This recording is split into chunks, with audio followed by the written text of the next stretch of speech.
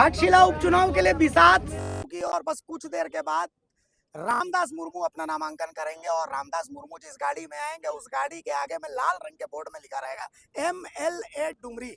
और कहते हैं कि भाई साहब जिस समय राजा पहुंचते हैं उससे पहले सिपह सालार पहुंच जाते हैं, तो सिपह सालार चारों तरफ पहुंच गए, फॉलोअर्स हैं, समर्थक हैं और जबरदस्त भीड़ है। मतलब ऐसी भीड़ बाबूलाल सोरेन लेके आए थे, सुमेश सोरेन पिछड़ गए भीड़ में और अब रामदास मुर्मू लेके आए और जयराम महतो के सहयोग से लेके आए हैं। और उसी फौज में से एक जबरदस्त सेनापति हमारे साथ है, उनका नाम है बेबी महतो। बेबी जी कैसी हैं? सबसे पहले आपको जोहार भैया, आपका चैनल के माध्यम से सभी को जोहार। और मैं बढ़िया हूँ, आप बताइए आप कैसे हैं? काफी दिन एकदम जबरदस्त है। बेबी जी क्या लगता है, मतलब घाटशिला में आप लोग कितना असरदार रहने वाले हैं? असरदार तो रहेगा भैया, क्योंकि देखिएगा यहाँ पर अभी से ही आप देख रहे हैं कि अलग अलग पत्रकार आ रहे हैं, उन लोग का फीडबैक तो आप देख ही रहे हैं। असरदार यहाँ से ही तो समझ में आ जा रहा है। नहीं असरदार तो मैं अगर देखूं आपकी भीड़ में खड़ा होकर के कह रहा हूँ, मतलब मैंने कहा कि यहाँ घाटशिला से कितने लोग हैं, मैंने हाथ उठाने को पीछे कहा तो मुझे लगता 5 लोगों ने हाथ उठाया। फिर पूछा डुमरी से कितने लोग हैं, 5 लोगों ने हाथ उठाया। मैंने पूछा सरायकेला से कितने लोग हैं, 12 लोगों ने हाथ उठाया। मैंने पूछा कि भाई जमशेदपुर से कितने लोग हैं, लगभग 20-22 लोगों ने हाथ उठाया। तो भीड़ तो अलग अलग जगह से, ये वोटर नहीं है। नहीं, ये जो है जमशेदपुर जिला ही पड़ता है। तो ऐसे अगर आप घाटशिला पूछिएगा तो घाटशिला विधानसभा में बहुत सारा क्षेत्र आता है, बहुत सारा एरिया आता है। तो अब घाटशिला पूछिएगा तो एग्जैक्ट घाटशिला वाले ही हाथ उठाएंगे, गांव के लोग नहीं उठाएंगे। आप अगर पूछिए कि जमशेदपुर से कितने लोग हैं तो वो लोग जानते हैं कि हम जमशेदपुर जिला के हैं, तो जमशेदपुर बोलिएगा तो सब हाथ उठाएंगे। और दूसरी बात है कि हमारे जो सुप्रीमो आए हैं जयराम दादा, तो उनका उधर रैली चल रहा है, रैली में गए हैं उधर, तो उधर पूरा भीड़ जा चुका है। तो उस भीड़ में इस क्षेत्र के लोग तो उनके साथ ना रहेंगे अभी। अच्छा ये बताइए, अभी तो मतलब राजनीति जो है कुड़मी रेल टेका से पहले और कुड़मी रेल टेका के बाद बहुत कुछ बदली है। जयराम महतो कुड़मी रेल टेका से पहले झारखंड का बेटा थे, कुड़मी रेल टेका के बाद वो कुड़मी का बेटा हो गए। तो इसका आपको क्या लगता है, फायदा होगा इस उपचुनाव में, नुकसान होगा? हर चीज को राजनीति के चश्मे से देखा जाएगा क्योंकि देखिए, राजनीति का अलग जगह है और हर किसी का समाज का, देखिए समाज अलग जगह है, सामाजिक और राजनीतिक दोनों को एक साथ नहीं मिला सकते कभी भी। और रही बात जिस तरह से आपने कहा कि पहले झारखंड का बेटा थे अभी कुर्मी का बेटा, ऐसा कुछ नहीं है, अभी भी झारखंड का बेटा ही है।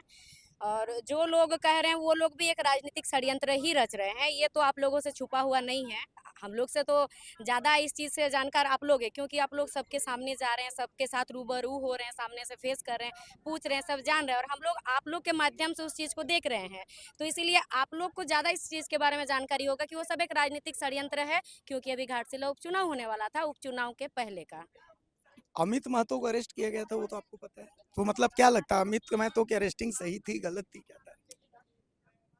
देखिए, उनको जो बोल करके अरेस्ट किया गया है, ठीक है, अरेस्ट किया गया ये ठीक है, लेकिन कुछ भी चीज़ को दोनों तरफ अगर मान लीजिए आप कुछ भी कार्रवाई कर रहे हैं तो उसका कैसे हुआ, क्यों हुआ, इस एक चीज़ को महिला ध्यान। होके बोलिएगा, मतलब जेल कैम वाली बात में एक महिला है आप, एक महिला, छोटी बहन है एक मेरी। एक हाँ, बिल्कुल मैं आपकी छोटी बहन होकर के बोल रही हूँ, क्योंकि कुछ भी चीज़ जब होता है, चाहे वो आपके ऊपर हो, चाहे मेरे भी ऊपर क्यों ना हो, आप देखिएगा मेरे भी ऊपर भी बहुत सारे इल्ज़ाम लग रही हैं। तो ये सारा चीज़ जो है भैया, जो शुरू हम लोग एंड को देखते हैं, तो आखिर वो हुआ क्यों? कैसे हुआ? क्यों हुआ? इस चीज़ को एक बार देखना बहुत ज़रूरी होता इसका है। आप आसान सा जवाब दे सकती थी कि हाँ सही हुआ है या गलत हुआ है? नहीं, आसान से बिल्कुल नहीं। क्यों आसान से नहीं? क्योंकि एक तरफ़ा कार्रवाई हुआ, उसका जाँच सही तरीके से हो। सही तरीके से जाँच होने के बाद जो निर्णय, जो निष्कर्ष निकलेगा, सही होगा। वो अमित महतो का मैं वीडियो देख रहा था, तो उसमें उन्होंने एक शब्द प्रयोग किया था, वो शब्द कोई आप भी प्रयोग नहीं करेंगे, मैं भी प्रयोग नहीं करूंगा। अब गाली का भी एक ये लैंग होता है कि सही है गाली, गलत है गाली, गाली दी किसने है, किसके लिए दी गई है गाली। मतलब अगर गाली हेमंत सोरेन को दी जाएगी, बेबी महतो देंगी तो वो सही है। अगर वही अमित महतो ज्योत्सना केरकेट्टा के लिए दे रहे हैं तो वो सही है। लेकिन वही ज्योत्सना केरकेट्टा बेबी महतो के लिए देंगी तो वो गलत है। मतलब गाली का भी ऐसा अलग अलग कैरेक्टराइजेशन होता है। गाली तो गाली है, गलत है। सबसे पहले यहाँ पर जो आप मेरा वाला बोले, पहले मैं मेरा वाला यहाँ पर आपको बता रही हूँ। वो वाला सबको मालूम है, कोई जाति विशेष नहीं था। वो 60-40 नियोजन नीति का आंदोलन हम लोग कर रहे थे। जितने झारखंड के जितने भी छात्र हैं, वहाँ कोई ऐसा तो नहीं था कि वहाँ सिर्फ कुर्मी जाएंगे, वहाँ सिर्फ सूचीबद्ध आदिवासी जाएंगे, यहाँ या फिर वहाँ ओबीसी वाले जनरल वाले जाएंगे, बाकी नहीं आएंगे, ऐसा तो नहीं मतलब था। गाली का ऐसा है वहाँ क्या कि देखिए, कुर्मी के गाली अलग, एसटी सुनिए, के गाली आप अलग? बात को पूरा सुनिएगा तब तो भैया। देखिए, तो उसमें आंदोलन करने गए थे। आंदोलन करने जब गए थे, विवश छात्र के ऊपर एकदम शांतिपूर्वक विधानसभा से 500 मीटर की दूरी पे लगभग खेत है, आप भी देखे हैं। उस खेत में जब धरना बैठ दिया गया था, हम लोग धरने पे बैठे हुए थे, वहाँ पुलिस अचानक जाके आंसू गैस छोड़ती है, फिर लाठीचार्ज करती है, दौड़ा-दौड़ा के पीटा जाता है। पुलिस का शब्दों, जो प्रशासन थे, उनके जुबान से शब्द निकल रहा था, लाठी बैठाते-बैठाते। तो अब बताइए, जो छात्र विवश छात्र वहाँ पर जाएगा, लाठी उन पर बैठेगा और प्रशासन द्वारा जुबान से निकाला जाएगा, तो जिसके ऊपर पड़ेगा उनका जुबान से वो निकलेगा कि नहीं निकलेगा? मतलब आप जस्टिफाई कर रही हैं कि सही बोले थे?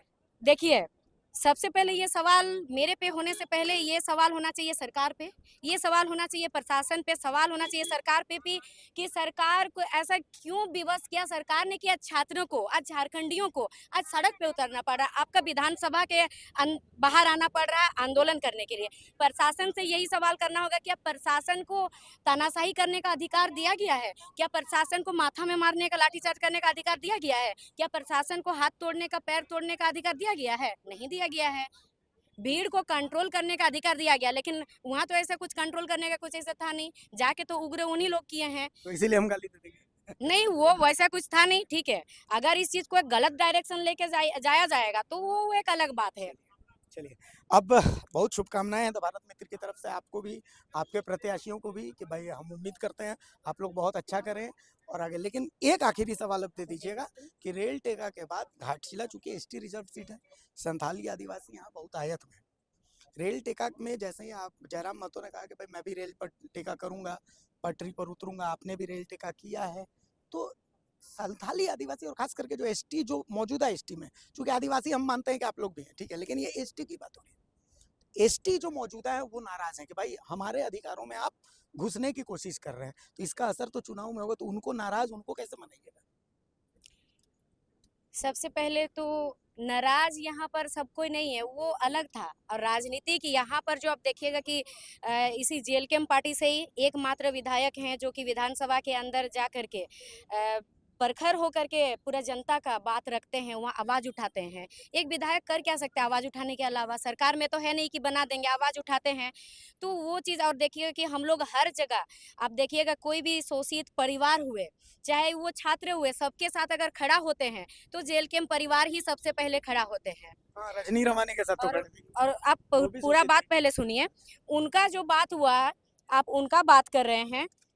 पहले वो अगर शोषित थी, तो उनको, वो महिला मोर्चा में थी, पहले महिला मोर्चा के साथ उनको बैठना चाहिए था, बात करना चाहिए था। और वो जिस चीज़ का बात कर रही थी उस दिन, वो टॉपिक तो यहाँ लाना ही नहीं चाहिए, लेकिन जब आपने पूछ ही दिया तो मैं बता रही हूँ।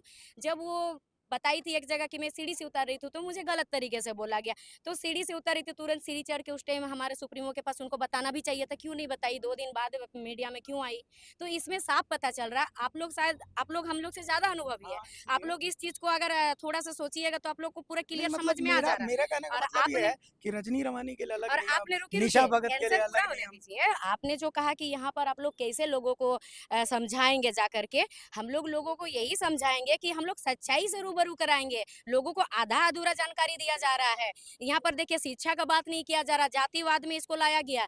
शिक्षा का बात नहीं किया जा रहा, रोजगार का बात नहीं किया जा रहा। आप इस घाटशिला विधानसभा क्षेत्र में बहुत सारे ऐसे गाँव हैं, जहाँ 5-6 गाँव मिला के एक स्कूल है भैया, और उस एक स्कूल में भी सही से पढ़ाई नहीं होता है। आप देखे होंगे, मैं पत्रकार के द्वारा, पत्रकार लोग का जो अभी कैंपेनिंग चल रहा था, उन लोगों के माध्यम से मैं सुनी हूँ एक वीडियो के माध्यम से, कि चलिए, उसमें एक व्यक्ति कहते हैं, युवा हैं, उनका कहना है कि हम लोग अगर कोई बीमार पड़ता है, तो हम लोग अगर एम्बुलेंस को बुलाना होता है तो 8 किलोमीटर दूर जाना पड़ता है, तब वहाँ नेटवर्क आता है, उसके बाद हम लोग एम्बुलेंस को कॉल करते हैं। तो हम लोग ये सब, उन लोग को इस सब चीज़ों से रूबरू करवाएँगे। चलिए। तो कुल मिलाकर के बात यहाँ पर ये कह रही है बेबी कि भाई मुद्दों पर बात होगी, और मुद्दों पर ही बात, इन्होंने सारी बातें जो है वो मुद्दों पर ही करी हैं।